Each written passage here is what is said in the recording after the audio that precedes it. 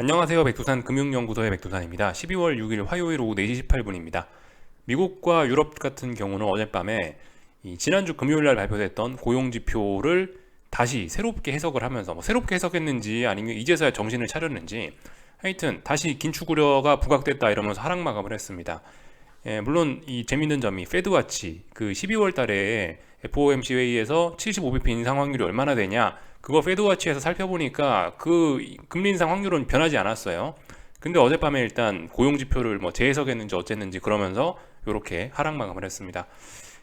아시아 같은 경우는 근데 일단은 이 중국이 요즘에 계속해서 리오프닝 그 봉쇄를 완화한다는 이야기를 하면서 계속해서 중국이 좋죠. 그래서 전반적으로 좀 분위기가 좀 혼조합니다. 긴축 우려를 의식하는 그런 나라들도 있는 것 같고 중국처럼 이렇게 자체적인 호재가 있어 오르는 나라들도 있는 것 같고 하여튼 전반적으로 분위기가 하여튼 뒤숭숭합니다. 아직까지 전 세계적으로 의미 있는 매도세가 등장한 곳은 아직까지도 없죠, 그죠? 어제 미국 증시가 하락했지만 중요한 지지선을 붕괴시킨 것은 아니고 그런 상황이고요. 물론 이 지지선을 붕괴시킨 나라들이 있긴 하지만 붕괴됐다고 해서 딱히 지금 어떤 악재가 있고 그런 건 아니니까 눈에 띄는 악재는 없으니까 어떤 지지선을 붕괴시킨 나라들 예를 들면 일본이나 한국 같은 나라들도 그냥 당장 그렇다고 폭락을 하진 않고 그냥 그럭저럭 옆으로 흘러가면서 버티고 있습니다. 계속해서 이 애매한 상황이 이어지고 있는 거죠. 그리고 이제 그 중요한 이벤트 이제 뭐 있냐 생각을 해봐야 되는데 하여튼 8거래일인가 8일 뒤에 FOMC 회의가 있는데 이제 그거 말고는 이제 어쨌든 딱히 특별한 이슈도 없단 말이죠. 계속해서 어쨌든 좀 애매한 분위기 흘러가고 있습니다. 애매한 분위기로 흘러가고 있어요. 그래서 어떻게 해야 되냐? 강한 놈은 강하다고 봐주고 약한 놈은 약하다고 그죠? 그렇게 봐주시고 하시면 되겠습니다. 지금 약한 거는 예를 들어 한국 증시죠, 그죠? 근데 저기 강한 중국 증시를 가지고 야 중국은 잘못됐다 이제 다시 하락할 거야 이러면서 아무런 매도세 눈에 띄는 것도 없는데 중국 증시를 갖다가 후려 팰라 그러면 내가 이제 혼나겠죠, 그죠? 이렇게 생각하시면 될 것 같아요. 강한 놈은 강하다 봐주고요, 약한 놈은 약하다 봐주고 미국 증시는 오늘 밤에 중요한 지지선을 지킬 거냐 말 거냐 지지력 테스트를 할 예정이죠, 그죠? 이렇게 보시면 될 것 같고요. 유럽도 그렇습니다. 유럽 같은 경우도 독일 증시 같은 경우도 현재 지금 약세 출발 예정인데 유럽 같은 경우도 일단 그 오늘 밤에 중요한 지지선을 깰지 안 깰지 이런 부분을 잘 보시면 되겠습니다. 미국, 유럽이 다들 중요한 지지선 자리에 와 있네요, 그죠? 그 와중에 한국 증시는 오늘 먼저 붕괴가 됐고요. 하여튼 장중에 특별한 악재가 있고 그러진 않았던 것 같고 그냥 이제 어제 미국 증시에 영향을 받았다 요렇게 해서 한국 증시가 하락 마감했다 이렇게 보는 게 그냥 제일 좋을 것 같습니다. 장중에 오늘 이슈가 있었다라고 한다면 호주에서 금리 결정이 있었다는 거 요게 좀 이슈긴 이슈죠. 근데 이게 시장에 영향을 미쳤다 그런 것 같지는 않고요. 25bp 인상했네요. 2.85였는데 3.1 됐으니까 25bp 인상한 겁니다. 그래서 호주 같은 경우는 기준금리가 3.1이 됐다. 시장에 특별한 영향은 없었다. 호주 같은 경우도 보시면 25bp만 올린 게 긴축 속도 조절을 조금 한 모습이다. 그죠? 이렇게 볼 수가 있긴 하겠네요. 그죠? 그래서 하여튼 전반적으로 지금 세계 증시가 이제 전 세계 중앙은행들이 이런 생각 정도는 좀 하는 것 같아요. 미국 큰형님이 긴축 속도를 조절한다 그러니까 우리도 이제 그만 속도를 조절해볼까? 이제 우리도 이제 긴축을 좀 그만해볼까? 이런 생각을 하는 나라들이 좀 많이 생겨나는 것 같아요. 아무튼 그 과거의 역사들을 좀 우리가 생각을 해보면 주로 위기는 언제 났냐면은 기준금리가 이렇게 있으면 쭉 내려오다가 이제 어느 정도 바닥을 기다 다시 올라가는 타이밍이죠. 기준금리가 올라가다가 옆으로 기어가는 그런 타이밍 혹은 이 기준금리의 상승이 둔화되는 이런 타이밍이 있습니다. 이렇게 올라가다가 이렇게 올라간다든가 이 기울기가 약간 누그러진다든가 어쨌든 아니면 아예 멈춘다든가 이런 상황에서 주로 세계가 좀 안 좋은 일이 생겼었던 것 같아요. 아무튼 슬슬 이제 이 긴축 속도 조절한다 그러고 아마 일부 나라들은 이제 슬슬 금리가 옆으로 길 수도 있을 것 같고 이런 상황 그죠? 주의해야 되겠죠. 이 와중에 지금 미국 장단기 금리는 역사적으로 가장 장단기 금리 역전이 심화가 된 그런 상황이죠. 뭔가 세상이 좀 수상하긴 수상합니다. 증시 방향성도 아직까지는 이렇다 할 그런 게 없고요. 하여튼 중요한 자리에서 그냥 이제 고민만 해볼 때가 계속해서 우리는 고민만 깊어지고 있는 거죠. 지지와 저항 살펴보면서 하여튼 편안하게 시간 보내시면 좋을 것 같습니다. 계속해서 고민이 깊어지긴 하는데 우리가 적당히 고민해봐서 답이 안 나오면은 그건 우리가 그저 답을 낼 수 없는 주제인지 모르겠습니다. 그러니까 하여튼 적당히 고민해 보시고 너무 스트레스 아무튼 안 받으셨으면 좋겠어요. 말씀드렸다시피 계속해서 시간 잘 보내는 거 그거 말고 우리가 딱히 할 게 없습니다. 예.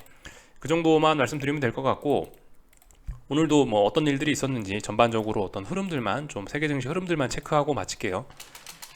뭐 중국 증시 계속해서 요즘 강합니다. 그죠? 하여튼 완화 기대감 이런 것이 굉장히 크게 작용을 하고 있는 것 같아요. 근데 아직까지 그 제가 알기로는 중국에서 어떤 눈에 띄는 그런 완화 정책을 내놓은 건 없습니다. 봉쇄 완화 내놓은 건 없어요. 근데 이제 봉쇄가 완화될 수 있다, 완화될 수 있다라는 기대감을 갖고 지금 중국 증시가 계속해서 좀 많이 오르고 있는 듯한 모습입니다. 말씀드렸다시피 어제 상승으로 인해서 상승 목표치는 저 위에까지 좀 열리긴 했어요. 이 부분까지. 여기쯤이나 가야 이제 의미 있는 저항이 있는 겁니다. 상승 목표치는 더 열려 있는 상황입니다. 뭐 그 정도. 그래서 하여튼 중국 증시는 강하다 이렇게 볼 수가 있겠고요. 이렇게 또 강한 데는 이 위안화가 강한 것도 이유가 될 수 있겠죠. 위안화가 7을 어제 깼던 거 이런 것도 중국 증시에 긍정적인 영향을 미칠 수 있습니다. 하여튼 중국은 아직까지는 강하다. 이런 점들 생각해 보시면 되겠고요. 하여튼 그죠? 아직까지 위안화도 강하고요. 그죠? 하여튼 중국이 전반적으로 다 강하다고요. 중국이 굉장히 다 강하고 위안화 같은 경우는 이제 추세 전환 고민해 볼 수 있는 자리이긴 한데 말씀드렸죠. 이번에 어디까지 올라오는지 우리가 보면서 앞으로 좀 추세에 관해 이야기를 하자라고 이야기해 드렸습니다. 일단은 하락이 멈춰 있네요. 그죠? 이렇게 하락하던 게 일단 일시정지돼 있다. 자연 반등 정도 올라왔다 보시면 될 것 같아요. 단기낙폭 과대로 인한 자연 반등. 이 자연 반등이 추세적인 반등으로 이어질지 아니면 또 죽을지는 지켜봐야 됩니다. 아직까진 모르죠. 그죠? 하여튼 근데 달러가 대부분 다 이런 자리에 와 있습니다. 단기적으로 달러가 너무 약세를 좀 많이 보여가지고 자연적으로나마 이렇게 한번 반등이 올라올 만한 그런 때가 되긴 됐어요. 자연 반등이 올라오고 있는데 여기서 이제 이게 추세적으로 전환이 될 수 있을지 우리가 잘 지켜봐야 될 필요가 있다. 이 정도 이야기 해드리면 될 것 같아요. 그래서 뭐 중국 대충 봤고요. 일본 같은 경우도 여전히 뭐 중요한 저항을 테스트하고 있습니다. 보시다시피 그 중요한 저항을 붕괴시켜 놓고 있긴 있는데 붕괴됐다고 하면 이제 아래쪽으로 가는 게 자연스러울 텐데 지금 아래로 안 가고 있습니다. 어딘가에서 버티고 있죠. 하방 경직성 확보하고 있고 또 올라오겠다. 또다시 박스권 안에 갇혀 또다시 박스권으로 올라가겠다라는 그런 모습이긴 합니다. 아래쪽으로 가야 될 타이밍이 아래쪽으로 안 가고 또다시 하방 경직성을 보였으니 이제 이 자리는 뭐예요? 이제 위로 올라가는 게 자연스러운 자리가 됐습니다. 그렇지만 위로 올라가도 박스권이다. 이렇게 보실 수가 있겠죠. 방향성이 좀 꺾긴 꺾였는데 그 연속적인 시세를 못 보여줘가고 계속해서 이 답답한 박스권의 연장이라고 보시면 될 것 같아요. 결과적으로 박스가 여기서 여기까지였는데 요 박스가 넓어졌어요. 박스가 위아래로 더 넓어진 뭐 그런 모습만 그냥 보이고 있습니다. 특별히 이상한 건 없어 보여요. 뭐 이 정도 보면 될 것 같습니다. 유럽 같은 경우는 독일 같은 경우는 오늘 중요한 지지선 테스트 해야 되겠죠.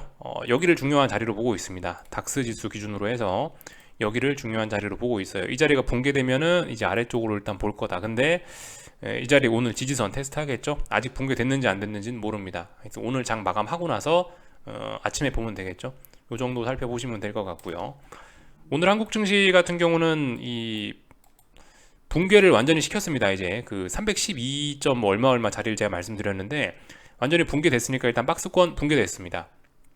지금까지 박스권은 대략적으로 여기서부터 이렇게 박스권이었죠. 네, 일단 아래로 붕괴됐어요. 일단 방향 전환이라 하겠습니다. 반등 지난 한 달간 정도 반등 올라오던 거 끝나고 이제 아래로 갑니다라고 일단 이야기할게요. 이제 반등시 매도 전략 계속해서 반등시 매도 전략 뭐 조금 더 강하게 하시면 될 것 같고요. 다만 이제 계속 말씀드리지만 지금 이제 만기주라는 그런 이벤트가 껴 있어가지고 이번 주가 하필은 만기라 가지고 개인적으로 원래 이런 자리를 붕괴시키면은 이제 대폭락이 쏟아지거나 그래야 되는데 이 말씀드렸다시피 지금 기술적인 이유도 있죠. 그죠? 만기주니까 변동성이 확대되기 어렵지 않을까라는 게 일단 뭐 저의 생각이고요. 또 그리고 말씀드렸다시피 지금 아직 세계 증시가 전반적으로 강하거든요. 물론 오늘 밤에 뭐 미국이 또 중요한 지지선을 붕괴시키면 어떻게 될지 모르겠는데 전반적으로 세계 증시가 아직 강해요. 말씀드렸다시피 이슈도 없어요. 딱히 하락할 만한 이슈 악재도 없습니다. 중요한 이벤트는 이제 8거래일이 아니죠. 8일 뒤에 있는 FOMC 회의 정도가 있는데 그 전까지는 딱히 이벤트도 없다. 어떻게 해야 될까? 뭐 이런 생각을 개인적으로 하고 있는데 그래서 좀 답답하지 않을까? 그래서 답답함을 기대한다라고 이런 식으로 어제부터 뭐 이야기를 좀 해드리고 있는데요. 이 만기주 치고는 그래도 조금 좀 시원했던 것 같습니다. 만기주 치고는 지금 굉장히 좀 시세를 잘 준 거라고 생각해요. 개인적으로는요. 만기주라서 여러분들 헷갈리게 하려고 장중에 반등도 좀 강하게 올라왔었지만 결과적으로 하여튼 되돌렸습니다. 오늘 이런 걸 보면서 이제 한 생각은 매도세가 좀 강하구나. 한국 증시 강력한 매도세가 12월 2일 날 등장했는데 역시 이번에 등장한 매도세가 뭔가 있긴 있나 보구나 이렇게 생각하고 있습니다. 말씀드렸다시피 뭐 아직까지 뭐 옵션 만기도 있고 뭐 이슈도 없고 미국 증시도 강하고 어쩌고 저쩌고 하니까 당장 뭐 대폭락은 없을 거야 뭐라고 이렇게 개인적으로 그런 예상은 하는데요. 아무튼 중요한 건 일단 아래쪽으로 꺾였다는 겁니다. 꺾였고 그냥 이제 뭐 편안하게 생각하시면 돼요. 위쪽에 저항력이 있죠. 반등시 매도 전략 계속해서 312.3 다시 이런 박스권 하단 자리를 다시 돌파 안착하지 않는 한은 계속 아래로도 봐주시면 되겠습니다. 하여튼 한국 증시는 방향이 전환됐다. 이게 무슨 신호일까? 이렇게 일단 보면 될 것 같고요. 아마 신뢰도는 좀 더 높을 겁니다. 그죠? 지난번에 한번 빠졌다가 이제 올라갔다가 다시 한번 고점 확인하고 다시 붕괴시킨 거기 때문에 이번 하락 같은 경우는 신뢰도가 조금 더 높겠죠. 지난번에 여기 11월 16일, 17일, 18일, 21일, 22일 이렇게 하락했던 요거보다 지금 하락하는 게 신뢰도는 좀 높을 거라고요. 그죠? 두 번째 하락하는 거고 고점 다시 한번 확인하고 하락하는 거니까 상당히 어쨌든 그 신뢰도는 좀 높을 거라 생각합니다. 그래서 무슨 이유인지는 모르겠는데 일단 한국은 마시가고 있다. 다시 한번 방향 전환했고 방향 전환했으니까 이제 우리는 아래쪽으로 어디까지 갈 수 있나 잘 봐야 된다. 이런 이야기 계속해서 드리고 있습니다. 아직까지 계속 아래쪽으로 포지션 들고 있는데요. 저 같은 경우는. 그래서 뭐 말씀드리고 있죠. 이번에 이게 어디까지 빠지느냐, 여기까지 빠지고 마느냐, 여기까지 빠지고 마느냐, 여기까지 빠지고 마느냐, 여기까지 빠지고 마느냐, 어디까지 빠지는지를 이제 잘 살펴보면서 이제 앞으로 이제 제 포지션을 어떻게 할지 결정을 할 겁니다. 말씀드렸다시피 지금 하락 추세에선 반등하는 때가 중요한 게 아니고 이 하락할 때가 중요하다. 하락할 때 어디까지 빠질 것이냐를 보고 이제 앞으로 제가 어떤 투자 결정을 내리겠다라고 이야기를 계속해서 하고 있죠. 일단 뭐 방향성은 꺾인 것 같으니까 일단 한번 잘 지켜보겠습니다. 코스닥 같은 경우는 아직 박스권 하단 붕괴시키진 않았네요. 그죠? 하지만 뭐 일단 계속해서 일단 아래쪽으로 봐주면 될 것 같긴 하고요. 특별히 이상한 거 없고. 변동성 지수들 같은 거 보시면요. 오늘 시장이 이렇게 빠졌는데도 불구하고 이 옵션 만기의 영향 등으로 해서 이 변동성 지수가 막 크게 살아나지는 않았습니다. 시장 지수가 빠진 거에 비하면은 좀 서운하게 마감이 됐죠. 제 생각엔 그래요. 하여튼 얘가 추세 전환돼서 빅스가 위로 올라갈 거면 18.5, 18.6 이 정도 자리를 돌파 한착 시원하게 해줘야지 추세 전환이다 라고 이야기하겠습니다. 아직까지는 하반 경직성 굉장히 강하게 확보하고 있어요. 근데 어쨌든 심상치는 않습니다. 너무 오랫동안 빅스들이 하반 경직성을 보이고 있다.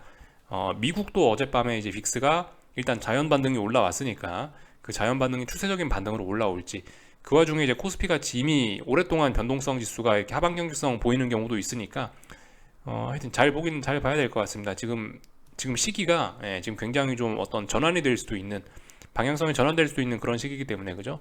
어제 빅스 수상했지, 현재 보시면 V 코스피 같은 경우 잘 버티고 있지 하니까 하여튼 뭔가 좀 우리 집중해야 될 때긴 하다. 그 정도 이야기 드릴 수가 있을 것 같아요. 일단 뭐 거의 다 봤고요. 원달러 환율 뭐 시원하게 올라왔네요.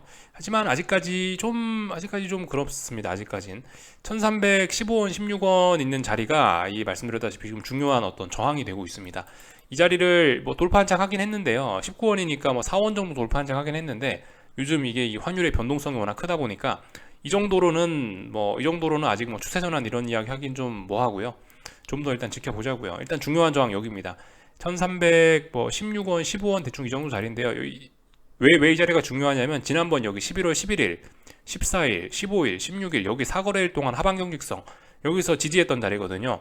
이번에 올라올 땐 여기가 저항이 됩니다. 중요한 저항이 되니까 이 자리 움직임 잘 보셔야 되겠죠. 돌파 한착 하긴 했는데 신뢰도 테스트가 좀 더 필요할 것 같습니다. 진짜 돌파 한착 한 거 맞아? 라고 하면서 신뢰도 테스트가 더 필요할 것 같고요. 아직까지 뭐 추세 전환이다 이런 이야기 할 수 없습니다. 아직까지 이제 아직까지는 그냥 이제 하락 중 반등에 불과한 겁니다. 아직까지는 이게 이제 추세 전환으로 간다 이런 이야기 할 수가 없는 단계예요. 아직까지는요. 하여튼 뭐 지금 잘 봐야 됩니다. 아직까지는 그냥 자연 반등에 불과한 그런 그림, 이렇게 보시면 될 것 같아요. 그래서 일단 한국 증시 뭐 거의 다 본 것 같고요. 그죠? 삼성전자도 중요한 자리 붕괴됐으니까 뭐예요? 이제 뭐 한 달간의 반등 끝났다, 아래쪽으로 간다 보시면 되겠죠. LG 에너지 솔루션도 뭐 슬슬 힘이 빠지고 있으니까 아래쪽으로 계속 봐주시면 되고요. 특별히 뭐 할 이야기 없고요. 그죠? S&P, 뭐 나스닥 이런 것들 이제 뭐 오늘 간단하게 말씀드리고 끝낼게요. 이 4,000자리, 그죠? 아침에 말씀드렸던 것처럼 4,000 중요한 자리, 여기 지지력 테스트 오늘 들어갑니다. 오늘 좀 중요한 날이에요. 기술적으로 4,000 테스트 잘 보시면 되겠고요. 붕괴되면 이제 다시 박스권으로 갇히는 거니까 반등시 매도 전략 하면 되겠죠. 11,780 어쨌든 이 자리가 사실 지금은 중요도가 좀 다소 떨어지긴 했는데 그래도 의미 있는 마디 가격이긴 합니다. 그래도 의미 있는 마디 가격이니까 이 자리에 대한 지지력 테스트 좀 잘 보자고요. 붕괴되면 일단 계속해서 아래쪽으로 일단 보자고요. 뭐 이 정도 이야기 드리면 될 것 같고요. 변동성 지수들이 오늘 밤에 뭐 이제 잘 살아날 수 있는지 뭐 그런 것들도 계속해서 잘 지켜보셔야 되겠죠. 아, 변동성 지수들 네, 아침에 말씀드렸다시피 지금 이제 어제 종가 자리까지 올라온 건 자연 반등이다. 여기서 본격적으로 한 번 더 올라줘야 이제 레벨업이고 뭐 추세 전환이고 뭐 그런 이야기를 좀 할 수 있다. 사실 뭐 진정한 추세 전환 이런 건 솔직히 22.5 이 정도는 넘어줘야지 될 것 같긴 합니다. 근데 아무튼 이 위쪽에 저항들이 워낙 많아서 어떻게 될지 일단 오늘 밤에 지켜보자. 이 정도 이야기 하면 될 것 같아요. 얼추 다 본 것 같습니다. 그리고 그 뭐 달러나 유로화 지금 같은 경우 이 추세 전환 가능성이 있는 자리니까 잘 보자라 말씀드렸죠. 유로화 같은 경우 최근에 좀 너무 많이 올랐다. 이런 자리 전환 가능성이 있긴 있습니다. 달러화도 최근에 너무 약했죠. 달러도 전환 가능성이 있다. 그런 거 염두에 두고 보자라는 이야기 드렸습니다. 그렇지만 오늘 밤에 뭐 특별한 경제 지표 발표나 이벤트는 없다. 딱히 뭐 어떤 중요한 재료 이런 건 없지만은 그 치열하게 뭐 뻑뻑하게 싸우겠죠. 그죠? 딱히 뭐 어떤 그 재료 같은 게 없는 가운데 금융시장을 위쪽 보는 세력, 아래쪽을 보는 세력들이 치열하게 오늘 밤도 아마 뭐 싸움을 이어 나갈 겁니다. 그런 관점으로 하여튼 보시면 될 것 같고요.